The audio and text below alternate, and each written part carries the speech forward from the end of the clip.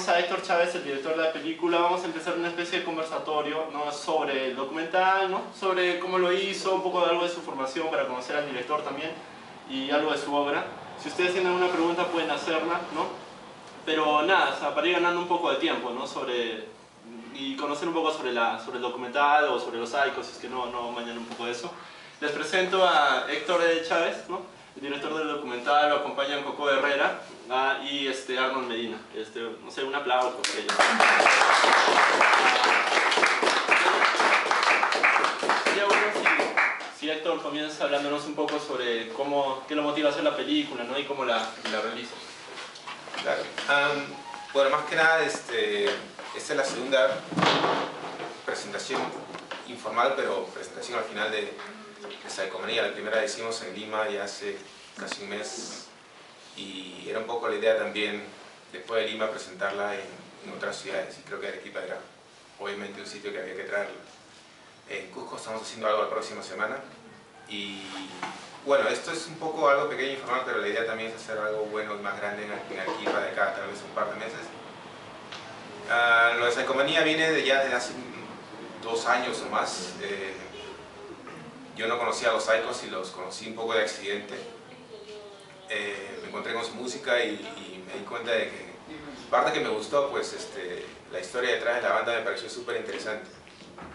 Que creo iba más allá de lo que es el ámbito nacional. Creo que el hecho que se proyectaba no solo su historia, sino la música en sí, ¿no?, era algo importante. Y preguntando a gente por otros lados, otros países, que me confirmaban esa idea que tenía yo, ¿no? Mucha gente de España que los conocía incluso mucho más que acá en el Perú. Y todo eso confirmó la idea que tenía yo de hacer un documental. Creo que era necesario poner a los Saicos ahí en el mapa, fuera del Perú, como una banda representativa de los años 60 que hicieron algo pues importante, adelantado a la época y relevante, ¿no? Porque los Saicos están ahora oficialmente a un nivel paralelo con bandas americanas e inglesas de los 60 que hicieron una música muy básica, muy simple, pero al final interesante e importante para lo que era el desarrollo del rock and roll en distintas zonas del mundo, ¿no? Y fue esa la intención, poner a los Saicos en el mapa. Más allá de que a mí personalmente me gustó la música y era un poco, como fan, me pareció divertido hacer algo importante de una banda que me gustaba, ¿no? Y bueno, 2 años después se completa el proyecto. Demoró un poco porque era algo autofinanciado, lo hice en mi tiempo libre. No contamos con ningún tipo de financiación para esto, ¿no? Era un proyecto muy personal, muy low budget, no hubo mucho dinero para gastar en esto, así que un poco se nota eso en el documental, pero tampoco era la idea hacer una proyección gigantesca porque más que nada era traer el tema, ¿no?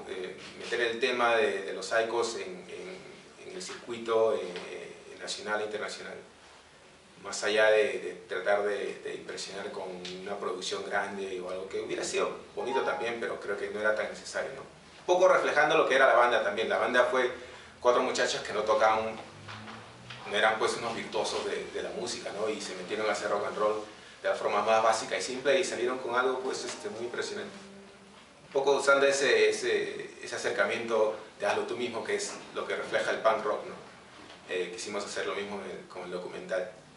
Y bueno, un mes después de haberlo presentado en Lima, estamos muy satisfechos porque los Saicos están ahora, están ahí, ¿no? Están hablando de ellos acá en Perú, están hablando de ellos fuera, han hecho conciertos en España, que es algo pues importante para una banda de rock peruana. Creo que no ha sucedido nunca antes que una banda de rock peruana salga fuera del país a tocar en Europa y que te llene pues un local con una asistencia netamente internacional. O sea, no era para un público peruano residente de España, no. El público era netamente internacional y eso sucedió hace pocos meses en España, y la presentación de hace un mes en Lima pues también confirmó de que los fans de Saicos no solo están ahí, sino que están creciendo, ¿no? Gente joven como ustedes y gente que los escuchó en la época están ahí y están pasando la voz que los Saicos un poco están de vuelta ahora, o que la música existió y todavía se puede escuchar. Y el documental es un complemento para eso, ¿no? Y bueno, ahora estamos muy contentos de traerlo ahora a Arequipa, después a Cusco, y Y nada, me he encontrado con mucho apoyo, no solo ustedes estando acá, sino gente como Coco y mi amigo Arnold, que también quisiera que dijeran algo, ¿no?, al respecto. Sí, yo quería ver, quería hacerte una pregunta con respecto al hecho de la producción misma. Me dices que no hubo una inversión demasiado fuerte en la producción. En todo caso, ¿tú habías elegido ya previamente un formato o utilizaste una cámara, digamos, casera? ¿Cuál más o menos fue tu intención con esto? Bueno, un poco una combinación de ambas, ¿no? No hubo una preocupación de conseguir equipos tan profesionales y armar con un equipo de producción que íbamos a andar por ahí entrevistando gente, ¿no? Personalmente era simplemente yo en mi cámara y bueno, este equipo profesional, eso sí, pero bueno, fui yo mismo quien se encargó de toda la producción al principio, ¿no? Ajá. Una cámara como, por ejemplo, ¿qué modelo?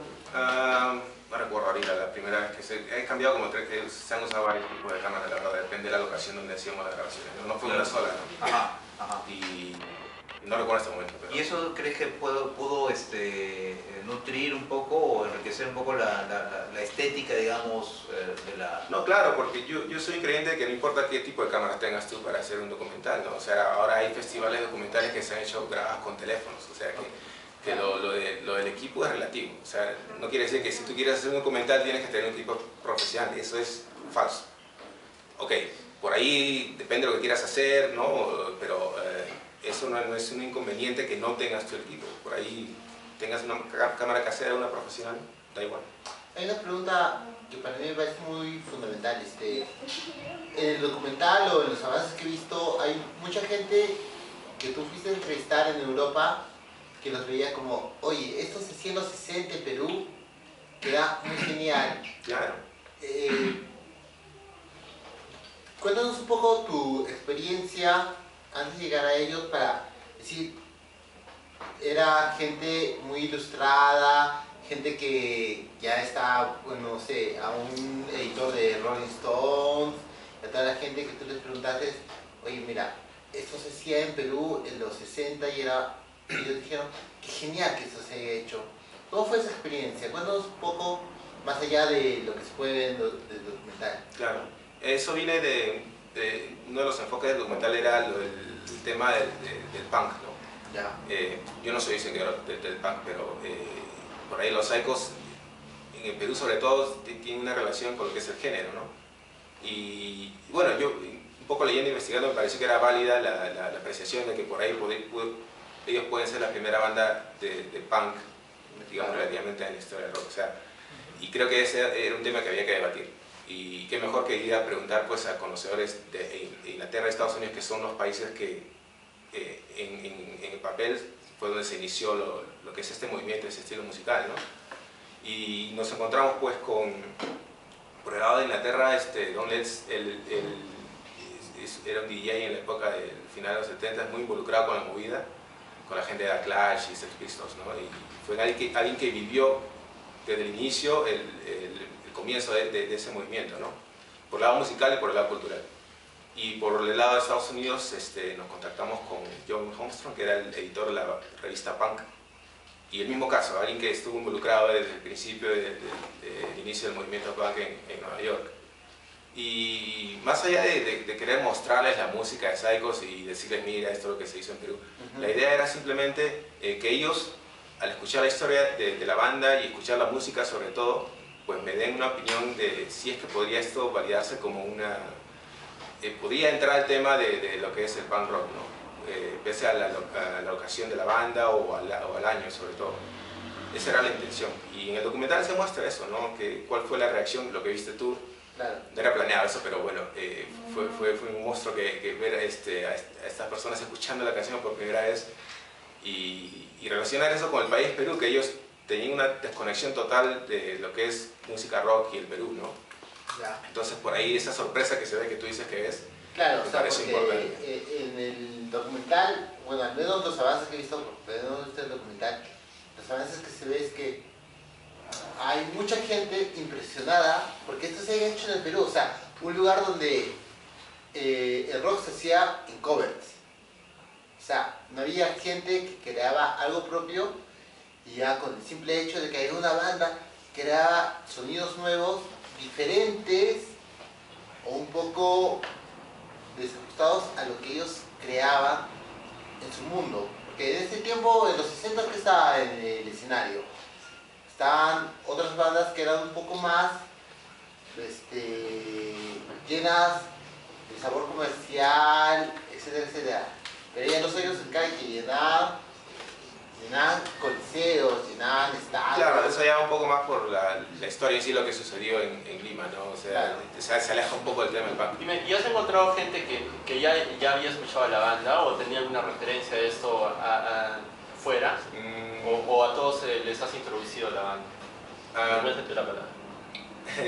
Bueno, lo que te decía, estas dos personalidades que nos contactamos para que nos confirmen lo del tema del punk, bueno, nunca había escuchado la banda, ¿no? Y bueno, eso en parte ayudó porque ver la reacción de la gente al escuchar la música de los Saicos hace el documental más interesante. ¿Y todo eso ha sido tu financiación? O sea, el viaje a Inglaterra contigo y con todo el equipo. Y Sí, todo, todo ha sido autofinanciado. Sí. Eso es un poco también. ¿Y ahora cómo estás haciendo con la distribución para intentar recuperar, me imagino, algo de lo que... Claro, sí, bueno, la idea es poner esto en un DVD ya más adelante, tal vez a finales de año. Y bueno, y por ahí tratar un poco de recuperar la inversión, ¿no? Cuéntanos, Sí. en internet dice que tú comenzaste a sacar también algún tipo de financiación a través de internet. ¿Cómo fue Sí, ese eso proceso? fue, más allá de financiación, era un poco buscar socios que quieran unirse al proyecto, ¿no? Y lo que hicimos fue algo que se ha intentado pocas veces, pero que funciona relativamente. En eBay, conocen la página de eBay, ¿no? Que hacen subastas. Por ahí alguien me pasó el dato de que se podía subastar un crédito de productor asociado. Como un bono. ¿Qué quiere decir eso? Claro, que las personas interesadas podían aportar cierta cantidad de dinero, no mucha, pero una pequeña cantidad de dinero, y a cambio ellos aparecerían como productores asociados en los créditos, ¿no? Y recibir pues el DVD y por ahí algo de merchandising. Y se hizo más que nada para tantear cuál era el interés también de la gente fuera internacionalmente, ¿no? Y por ahí conseguir un poco de dinero como para empezar. Eso fue mucho antes de que incluso yo empiece a filmar. Y hubo una reacción muy poca, pero hubo reacción. Lo que me sorprendió fueron 5 personas. Y bueno, una solamente era peruana, las otras 4 eran de locaciones, porque yo ni esperaba que por ahí conocieran a los Saicos, como Rusia o Francia, Suiza y los Estados Unidos, ¿no? Y más allá del dinero, que fue poco que se recaudó, pero fue la locación de esta gente me hizo pensar, hey, el interés internacional está ahí. Y eso fue un empuje, pues, como para decir, esto hay que hacerlo de una vez, ¿no? Y más que nada el significado, ese fue el empuje inicial, más allá de lo que significa económicamente, ¿no? Oye, y los Saicos más allá de tener bueno, tiene una repercusión obviamente en el aspecto nacional, porque hay mucha gente que regresa a los Saicos. Frágil, hace, yo creo, no me acuerdo bien, pero hace como 8 años, hace algunas canciones de los Saicos, hay mucha gente que los tiene presentes, pero en el ámbito internacional, ¿cómo los ven a ellos? Hay un CD que se graba en España, hay una compilación donde están ellos en Inglaterra, pero ¿cómo los ven afuera? Tú que has estado en toda esa investigación, ¿cómo los ven afuera los Saicos? Bueno, en Inglaterra no se hizo nada, en España básicamente fue que se reprodució bueno, se hizo un álbum con sus canciones, ¿no? En CD y en vinilo, pero lo que es fuera en España, la presencia de los Saicos es importantísima, ¿no? Hay muchos seguidores, muchísimos. Hay una ciudad en Valencia que te aseguro que los Saicos son más conocidos que en Lima. O más que nada, hay una banda de Valencia que se llama Guau y los Arcs, que a los Saicos a ellos les den mucho, porque ellos básicamente son los que los han hecho conocidos en muchos sitios en España, porque ellos terminan sus conciertos siempre con Demolición. Oye, pero hay una cosa y la gente asiste a los conciertos esperando la canción, ¿no? Y la gente se la sabe pues de principio a fin. Y en parte que los Saicos sean muy conocidos en España, en el sur de España, es básicamente por esta banda, ¿no? Y es a raíz de eso que la disquera Monster decide reeditar sus... Oye, pero hay una cosa de los Psychos que mucha de su música es más instrumental que cantada, ¿no? O sea, en España al menos. ¿Tú has escuchado Psychos? Claro, o sea, hay algunos temas que son básicamente instrumentales. No, son canciones armadas, hay mucha presencia vocal, es más, las presencias vocales son, Los Belkins son importantes. Tú estás confundiendo con los Belkins. Bueno, permites quisiera que Coco Herrera, por Coco Herrera, si alguien no los conoce, es parte de la banda Combustibles, que es una de las bandas que ha decidido pues, poner los Psychos, mantenerlos vivos a través de covers, ¿no? Y ellos hicieron un cover de la canción Cementerio, que tú debes saberlo, es una de las favoritas de Pancho Guevara, baterista de los Psychos, es el cover favorito que se ha hecho de la banda, ¿no? Y quisiera que digas algo un poco de tu experiencia, ¿por qué deciden ustedes hacer un cover de los Psychos? Bueno, el asunto Psychos para la banda era como un grupo referente. Lo que pasa es que Psychos en realidad ya se conocía en muchas partes del mundo, pero en los circuitos de género, o sea, entre los coleccionistas que juntan música de los 60s, era que ellos siempre apuntaban a conseguir los vinilos peruanos, sobre todo coleccionistas de Francia, de España y de Inglaterra, inclusive de Australia. O sea, hay muchos coleccionistas del género que le denominan Garage Revival, es que optaron por conseguir todo el material de los Psychos. Es por eso que hará unos 10 años el sello que menciona Monster edita en vinilo, ¿no? Todos los 645 que sacaron los Psychos, pero tomados de discos, ¿no? Incluso de cassettes.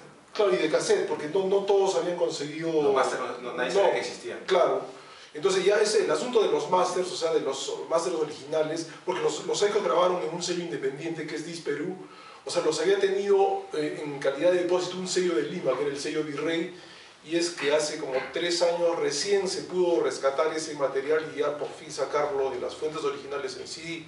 No, pero antiguamente, hablando unos 10 o 15 años atrás, o sea, todos los coleccionistas del mundo del género siempre apuntaban a tener en su colección por lo menos los vinilos de los Psychos, y son cotizados a un precio bastante alto. Sí. Eres testigo. Se ha llegado a vender un disco 45 del Entierro de los Gatos a $380, me parece, o algo así, ya hace un par de años, pero digamos es lo máximo que se ha pagado por un disco de los Psychos.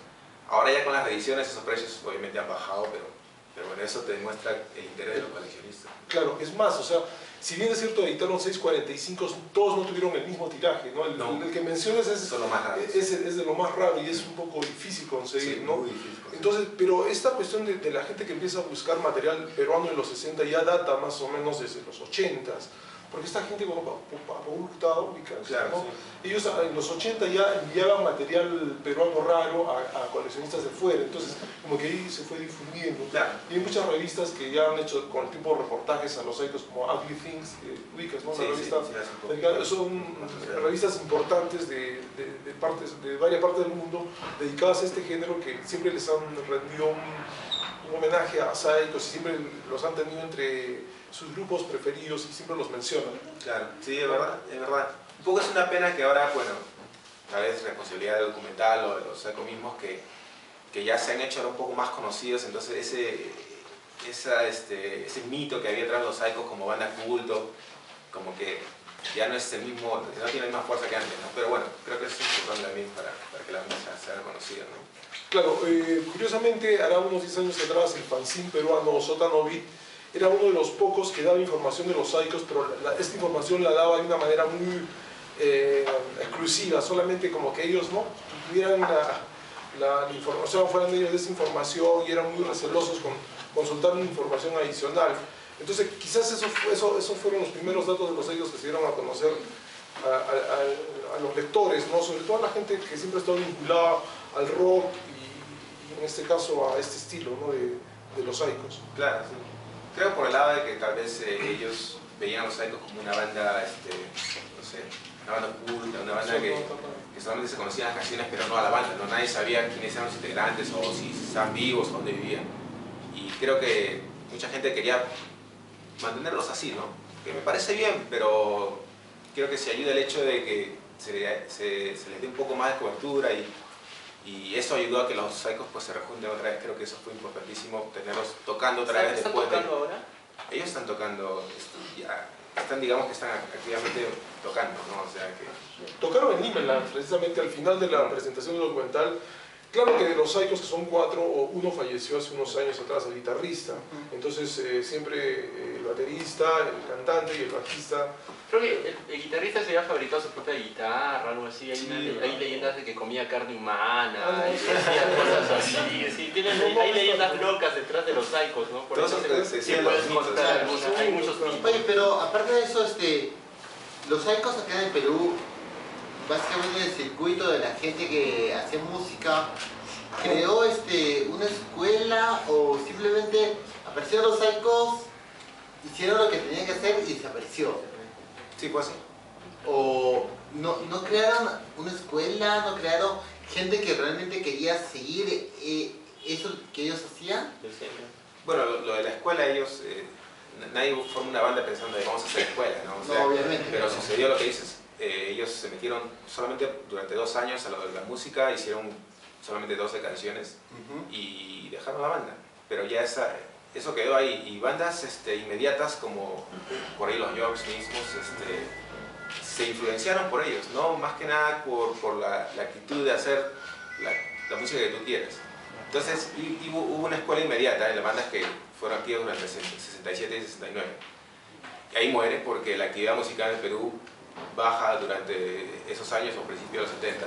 Oye, y hay una cosa que al menos yo no tengo muy en claro. Mientras los Saicos existían, ¿qué había alrededor de ellos? Había otras bandas también, ¿no? Pero que no iban en ese estilo, ¿no? ¿Qué es lo que hacían? ¿Cómo? ¿Qué es lo que hacían? ¿Las otras bandas? Claro, o sea, Era Nueva Ola. Sí, era Nueva solo Ola. Nueva Ola. Sí, básicamente era Nueva Ola, ¿no? Por ahí un poco surf, ¿no? Un poco un garaje más light, ¿no? Pero los Saicos fueron quienes trajeron un poco la fuerza en el rock and roll, ¿no? Y una cosa, en este mito que se dice que los Saicos crearon el punk en el mundo, tú llegaste a entrevistar ahí un poco a los Stooges como para que te digan si nuestra influencia es directa de los Saicos o algo así. Ah, ok. O no, o ellos tuvieron la misma idea en Inglaterra, pero simplemente Sin contacto. sin contacto, exacto. No, pensar que hubiera sido influenciado por los Saicos en esa época, pues es imposible. Imposible. Eso no. Nosotros lo descartamos de arranque, Los ¿no? Saicos quedaron aquí entonces, o sea, Sí. el inicio del punk, que supuestamente fue peruano, quedó en Perú. Sí, claro, o sea, no era la intención. Cuando se habla sobre eso, no quiere decir que los Saicos hicieron sus canciones y que eso influenció no solo en Perú, sino fuera, ¿no? Porque eso no sucedió, eso se sabe. También que en otros países hay un montón de bandas así que... Claro, no son los únicos los Saicos, ¿eh? La idea no es ponerlos como... No es como ponerlos los reyes en el pan, porque eso es imposible, pero los ponemos paralelamente con bandas que han hecho lo mismo durante esos años, ¿no? Eso es lo importante. Y creo que igual en el documental utilizas a los Trashmen y a los Y a Sonics, Sonics, ¿no? Que son que bandas se podría decir contemporáneas. que son también como una especie de referente, aunque creo que ellos no escucharon esas bandas. O No, sí. ¿quién? ¿Los Saicos? Los Saicos, No, no. tal vez por ahí a los Bueno, Trashmen. Los Trashmen eran en como su más época, comerciales. claro, había un tema que sonaba en radio y pudieron, pero no de repente Oye, Augusto, tomar, ¿cómo es esa banda que vamos a hacer algo como BBC ellos, ¿no? o- Pero existe, Pero claro, yo creo que no, pero es posible. claro, ¿Y sí, eso sí. también en ese momento? En Lince hay una placa recordatoria cerca de la municipalidad Claro. de Lince, ¿no? ¿Eso cómo surgió? ¿Iniciativa de quién fue o por qué no? Sí. Te cuento, el año exactamente no lo recuerdo. Tal vez ha sido Hace unos 3 años. 3, un poco más, 3, o 4 4 años, ¿no? Que por ahí, a raíz de la revista, de lo que contaban de Sócano Beat, que encontraron a Fernando Carpi y por ahí a Ariel Flores, el cantante de los Saicos. Creo que... Eso fue cuando ya salió el CD. Sí, Justo claro. coincidió con eso. un programa de televisión hace un reportaje de la música de los 60s en el Perú. E incluyen a los Saicos ahí, brevemente en el reportaje, y sale Pancho Guevara, el baterista, hablando muy brevemente. Y obviamente menciona que era de Lince. Entonces creo que el alcalde de Lince Claro, tomó un- ha visto el programa y por casualidad era la época de elecciones también, ¿no? Entonces él decide pues, hey, por ahí usamos a los Saicos como que nacieron en Lince y inventaron el pan y hacemos una fiesta y todo. Bueno, un poco propagandista, pero bueno, la intención vale, ¿no? Y decide hacer una placa y entregárselas a los Saicos como un homenaje así pequeño, pero se hizo ahí, ¿no?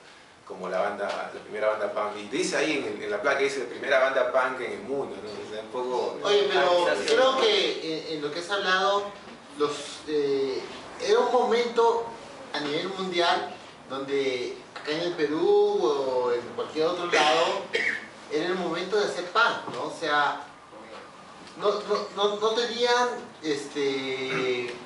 comunicación entre ellos, pero cada quien hacía eso y era punk.